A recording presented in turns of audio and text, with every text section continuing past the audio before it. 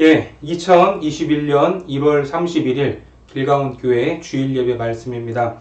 오늘 본문은 이사야 63장 7절부터 19절까지 말씀입니다. 함께 봉독하겠습니다. 내가 여호와께서 우리에게 베푸신 모든 자비와 그의 찬송을 말하며 그의 사랑을 따라 그의 많은 자비를 따라 이스라엘 집에 베푸신 큰 은총을 말하리라.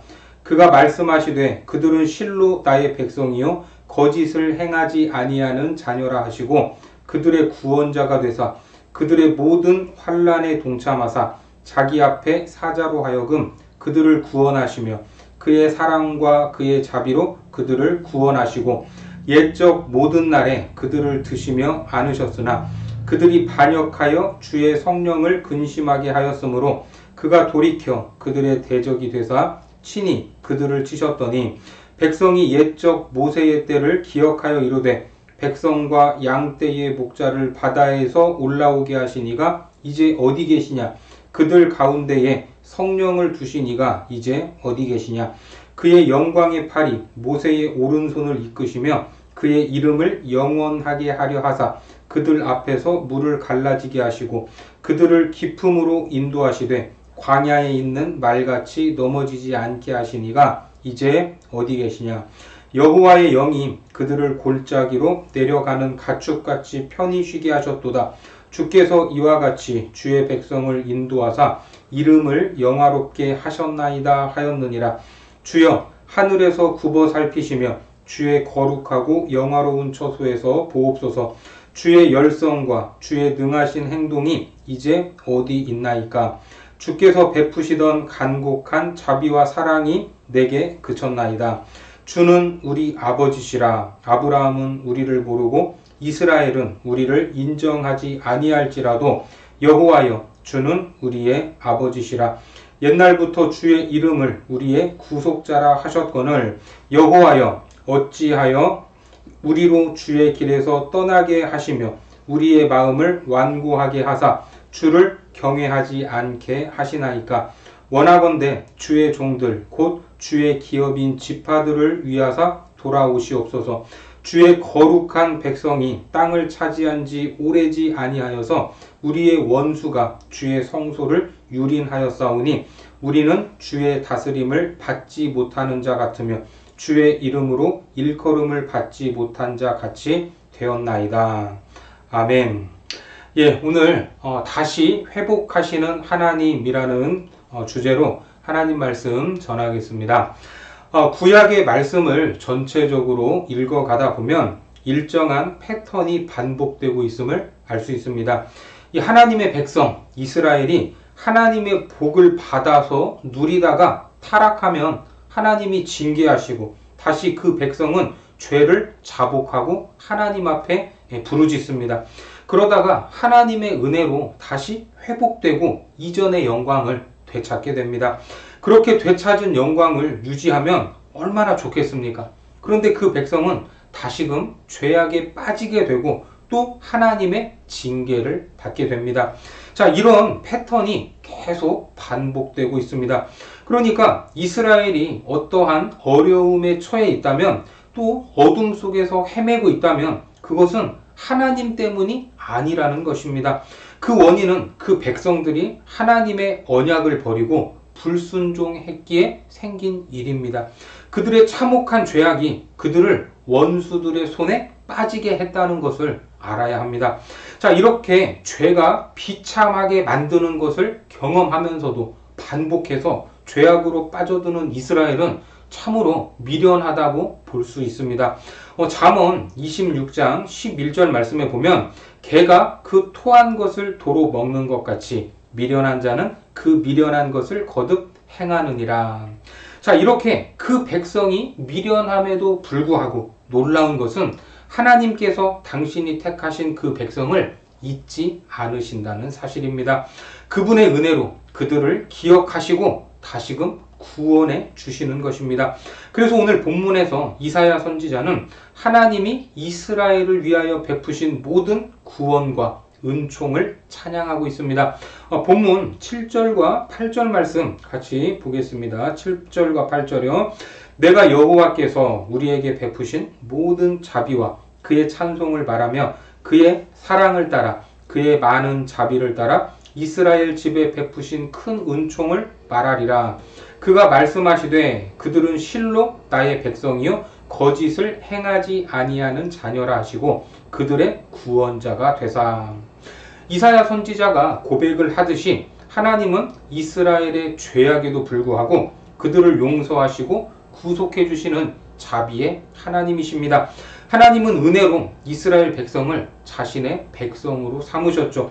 그러니까 이스라엘이 하나님의 백성이 된 것은 하나님의 전적인 은혜였지 그들의 어떤 선행이나 공로가 있었기 때문이 아니었습니다.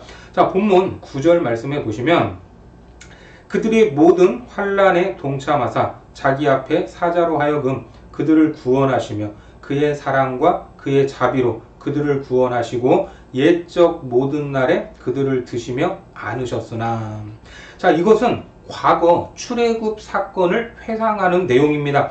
자, 출애굽기 2장 24절과 25절에 보면 하나님이 그들의 고통 소리를 들으시고 하나님이 아브라함과 이삭과 야곱에게 세운 그의 언약을 기억하사 하나님이 이스라엘 자손을 돌보셨고 하나님이 그들을 기억하셨더라.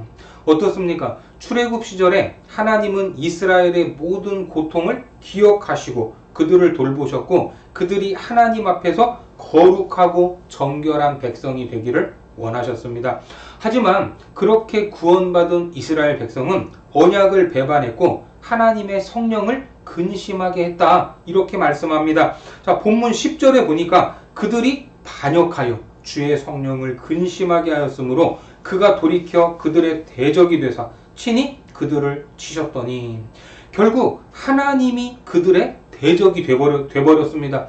이처럼 죄악은 우리로 하여금 하나님의 은총에서 멀어지게 하기 때문에 우리는 늘 무엇을 경계해야 합니까?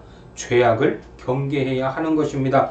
자, 죄를 어떻게 경계해야 하는가? 히브리서 2장 4절 말씀에 보면 이렇게 말씀하고 있어요.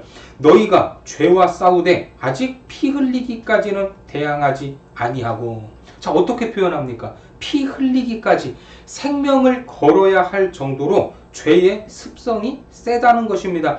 죄가 하나님과 우리 사이를 갈라놓는 원흉이라는 것을 잊어서는 안 됩니다. 하지만 하나님은 말씀하신 것을 반드시 이루시는 분입니다. 이제 때가 되면 시온의 의가 빛같이 예루살렘의 구원이 횃불같이 나타나게 될 것입니다. 그래서 선지자를 통해 이스라엘의 구원과 회복을 말씀하시면서 파수꾼을 세워 잠잠하지 말고 여호와로 기억하시게 할 것과 백성이 올 길을 닫고 수축하라, 이러한 명령을 하십니다. 자, 오늘 본문이 63장인데 62장 1절에서 이렇게 말씀하시죠. 나는 시온의 의가 빛같이 예루살렘의 구원이 횃불같이 나타나도록 시온을 위하여 잠잠하지 아니하며 예루살렘을 위하여 쉬지 아니할 것인즉. 특히 이스라엘의 구원과 회복은 원수의 심판과 연결이 됩니다. 당시 이스라엘의 대적으로 상징되는 에돔과 보스라를 하나님께서 심판하신다고 말합니다. 이사야 63장 1절에 보면 에돔에서 오는 이 누구며 붉은 옷을 입고 보스라에서 오는 이 누구냐? 그의 화려한 의복 큰 능력으로 걷는 이가 누구냐? 그는 나이니 공의를 말하는 이요 구원하는 능력을 가진 이니라. 이렇게 하나님이 구원하실 때가 임박하게 되면 이스라엘은 자신들의 죄를 뉘우치고 하나님께 진심 어린 회개 기도를 드리게 됩니다. 그들의 회개와 구원 요청에 하나님께서 응답하시는 것입니다. 그래서 오늘 본문에서 이사야 선지자는 과거에 하나님이 이스라엘에 베풀어 주셨던 놀라운 은혜들을 돌아보며 기도하고 있고 과거의 은혜를 베풀어 주셨던 사건들을 하나하나 되돌아보면서 그 은혜를 다시금 소망하고 있는 것입니다. 특별히 모세의 때를 기억하고 있죠. 하나님이 홍해를 가르시고 백성을 건져주신 놀라운 은혜를 고백합니다. 자, 본문으로 가셔서 11절과 12절 말씀 같이 보겠습니다. 백성이 옛적 모세의 때를 기억하여 이르되 백성과 양떼의 목자를 바다에서 올라오게 하시니가 이제 어디 계시냐? 그들 가운데에 성령을 두시니가 이제 어디 계시냐? 그의 영광의 발이 모세의 오른손을 이끄시며 그의 이름을 영원하게 하려 하사 그들 앞에서 물을 갈라지게 하시고. 그는 강력히 역사하셨던 하나님의 놀라운 은혜를 다시 베풀어 달라는 기도를 합니다. 13절과 14절 이어서 보겠습니다.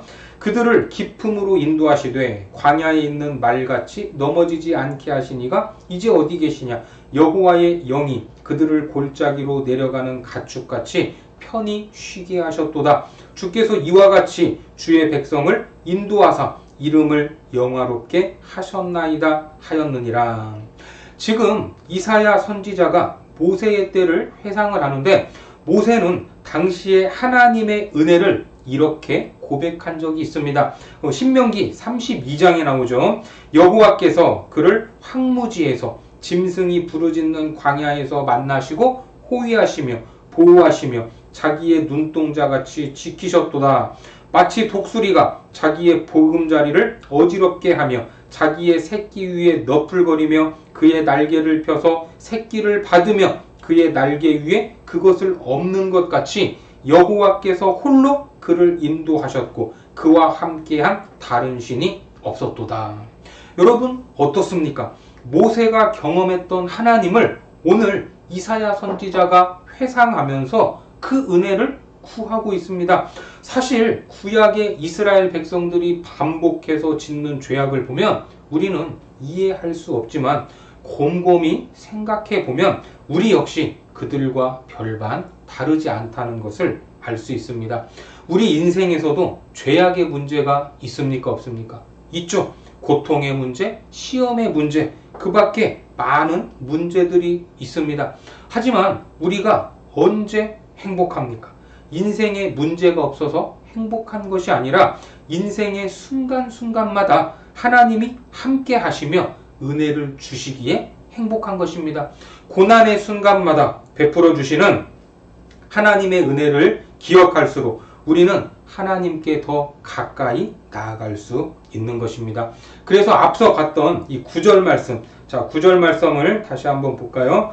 9절, 그들의 모든 환난에 동참하사 자기 앞에 사자로 하여금 그들을 구원하시며 그의 사랑과 그의 자비로 그들을 구원하시고 옛적 모든 날에 그들을 드시며 안으셨으나. 자, 사자를 보내요. 고난에서 구원해 주셨다, 이렇게 말씀을 하고 있는데, 여기에서 말하는 자기 앞에 사자는 하늘의 천사가 아니라 예수 그리스도를 가리키고 있습니다. 이사야에서 말하는 예수님은 어떤 분이십니까? 임마누엘입니다. 임마누엘. 이사야 7장 14절에 그러므로 주께서 친히 징조를 너희에게 주실 것이라. 보라, 처녀가 잉태하여 아들을 낳을 것이요 그의 이름을 임마누엘이라 하리라. 임마누엘, 하나님이 우리와 함께 하신다는 뜻입니다.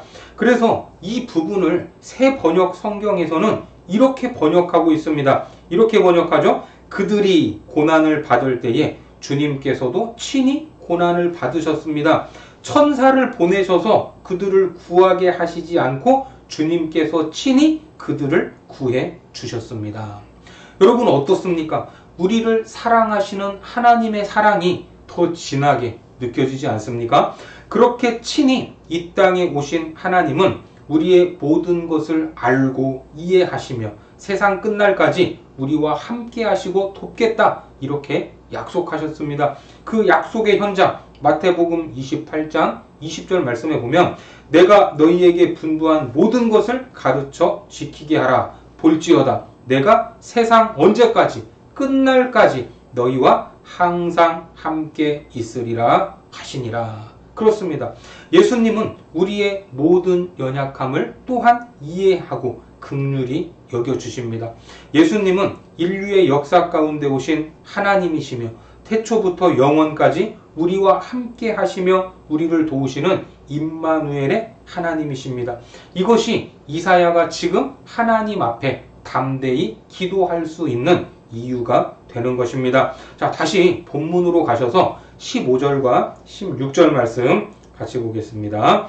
주여 하늘에서 굽어 살피시며 주의 거룩하고 영화로운 처소에서 보옵소서. 주의 열성과 주의 능하신 행동이 이제 어디 있나이까? 주께서 베푸시던 간곡한 자비와 사랑이 내게 그쳤나이다.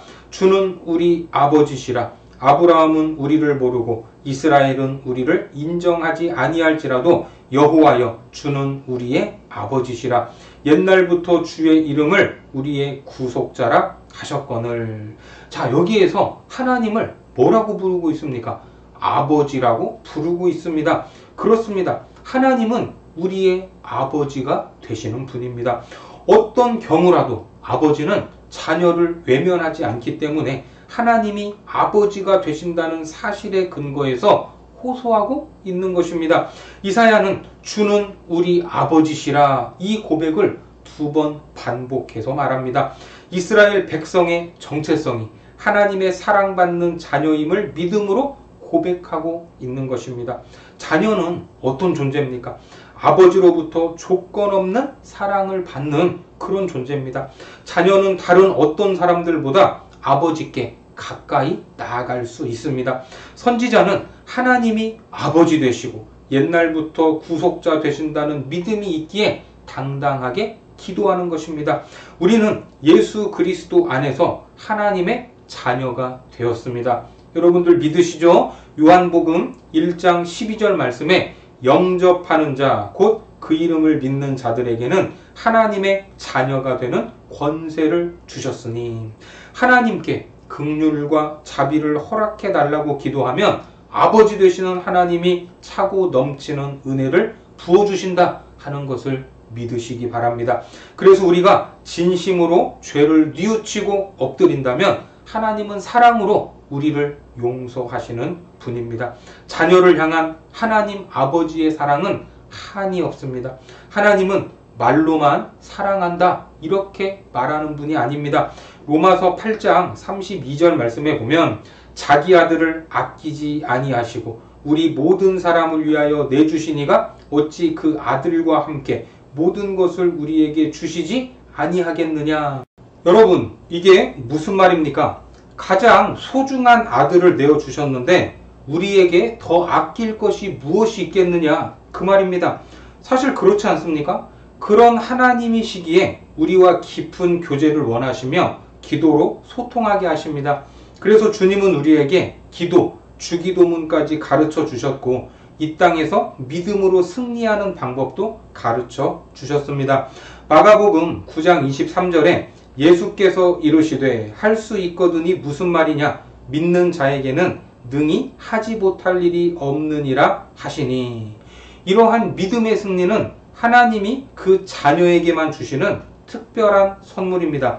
우리는 믿음으로 또한 놀라운 일들을 행할 수 있습니다. 마가복음 16장에 보면 믿는 자들에게는 이런 표적이 따르리니 곧 그들이 내 이름으로 귀신을 쫓아내며 새 방언을 말하며 뱀을 집어 올리며 무슨 독을 마실지라도 해를 받지 아니하며 병든 사람에게 손을 얹은즉 나으리라 하시더라. 그리고 무엇보다 하나님의 자녀로서 가지는 가장 놀라운 것은 영원한 생명을 누리는 것입니다. 요한복음 3장 16절 우리 다 암송하는 말씀이죠.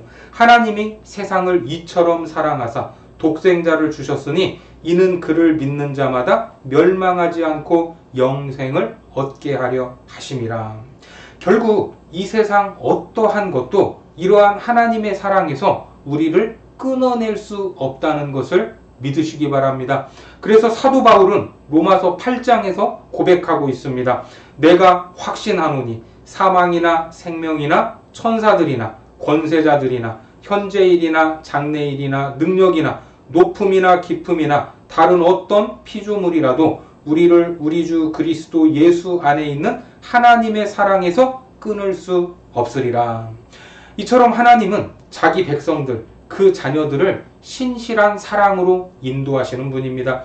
그 사랑 때문에 우리의 슬픔과 고통, 연약함과 부족함, 수치와 굴욕, 절망과 실망을 아시고 그 고난에도 친히 동참하시는 것입니다. 동참하실 뿐만 아니라 그 고통에서 우리를 안아주시고 구원해 주십니다. 이제 이스라엘은 회개하고 하나님께로 돌아와야 합니다. 그러면 하나님이 다시 그들에게 은총을 베풀어 주실 것입니다. 다시 본문으로 가셔서 17절과 18절 말씀 같이 보겠습니다. 여호와여 어찌하여 우리로 주의 길에서 떠나게 하시며 우리의 마음을 완고하게 하사 주를 경외하지 않게 하시나이까. 원하건대 주의 종들 곧 주의 기업인 지파들을 위하사 돌아오시옵소서. 주의 거룩한 백성이 땅을 차지한 지 오래지 아니하여서 우리의 원수가 주의 성소를 유린하였사오니. 그들이 거룩한 성소를 뺏기고 원수들에게 짓밟힌 것은 자신들의 죄악 때문입니다. 다시 하나님의 언약에 충실할 때 하나님의 소유된 백성이 되고 하나님의 선한 통치를 받게 될 것입니다. 자, 마지막 19절 말씀입니다. 우리는 주의 다스림을 받지 못하는 자 같으며 주의 이름으로 일컬음을 받지 못하는 자 같이 되었나이다. 하나님의 말씀을 사랑하고 순종하는 것은 하나님의 선하신 통치 안에 거하는 것입니다. 말씀 안에 거하여 거룩하고 능력 있는 백성으로 살아가야 합니다. 마지막으로 우리는 은혜 베푸시는 하나님의 얼굴을 우리 죄악이 가리지 않도록 해야 합니다. 이사야 59장 2절에 보면 오직 너희 죄악이 너희와 너희 하나님 사이를 갈라놓았고 너희 죄가 그의 얼굴을 가리어서 너희에게서 듣지 않으시게 함이니라. 그럼에도 불구하고 하나님은 우리의 아버지가 되시는 분입니다. 죄로 인해 징계를 받을 때라도 자녀는 아버지에게 당당하게 요청할 수 있습니다. 우리가 사랑받는 하나님의 자녀라는 것을 잊지 마시기 바랍니다. 우리의 자녀됨으로 하나님의 보좌, 은혜의 보좌 앞으로 담대히 나아갈 수 있는 특권이 있다 하는 것을 기억하시고 다시 회복하시는 하나님, 그 하나님을 경험하는 거룩한 자녀들 되시기를 주님의 이름으로 축원합니다. 기도하겠습니다. 하나님은 우리를 하나님의 백성으로 삼아 주셨는데 우리의 죄와 연약함으로 인해 하나님의 자녀답게 살지 못하고 있음을 용서하여 주옵소서. 우리의 죄악으로 인해 하나님의 얼굴을 가렸고 하나님께서 베푸시는 은혜의 통로를 막고 있는 것을 고백하오니 우리 안에 있는 죄악을 깨닫게 하시고 그 죄악의 사슬이 끊어지도록 역사하여 주옵소서. 언제나 우리에게 좋은 것을 주시는 아버지 하나님을 기억하게 하시고 믿음으로 담대히 그 얼굴을 구하오니 반드시 응답하시고 회복시키시는 하나님을 우리 삶 가운데 경험하도록 축복하여 주옵소서. 예수님의 이름으로 기도드립니다. 아멘.